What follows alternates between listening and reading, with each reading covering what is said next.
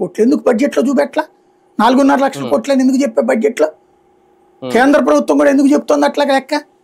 Even ఆయన పేరేంటి, Payyavula case అసెంబ్లీలో ప్రశ్నోత్తరాల సమయంలోనే చెప్పాడు కదా, 4.5 లక్షల కోట్ల రూపాయలు ఇది నువ్వు 1,00,000 కోట్లు 1,20,000 కోట్లు గ్యారంటీలు కానీ కార్పొరేషన్స్కి ఇటుకి ఇచ్చినటువంటి లోన్స్ కానీ మొత్తం కలిపిన 7 లక్షల కోట్లు అవుతుంది కదా.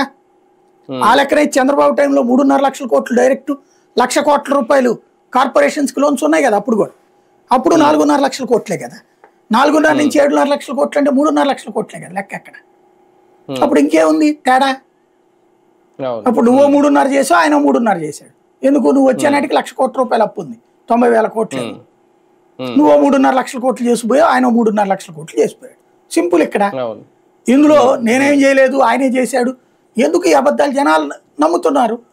మీడియా ఉంది మన చేతిలో, అడ్డదిడ్డంగా ఏం మాట్లాడినా చెల్లుబాటు అయిపోతుంది. అదే జరుగుతుంది. కానీ నేను అడిగేది అదే సార్, నిధులు సర్దుబాటు కావట్లేదా ఇప్పుడు ఈ కూటమి? నేను అంటుంది అదే, నిధుల సర్దుబాటు కాకపోవడానికి ఏంది అంటున్నా. ఇప్పుడు ఆయన అప్పు చేశాడు, నువ్వు అప్పు చేస్తున్నావు, ఇంకో రూపాయి ఎక్కువ అప్పు చేసావు కదా. ఇవ్వాలన్న కమిట్మెంట్ ఉండాలి.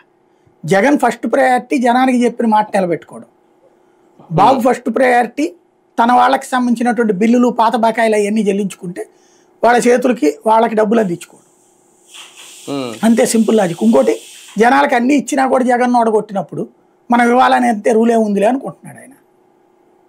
సింపుల్. అంటే చిత్తశుద్ధి కరువు అవుతుంది సంక్షేమ పథకాలు ఎప్పుడూ లేదు చిత్తశుద్ధి. సంక్షేమ విషయం 100కి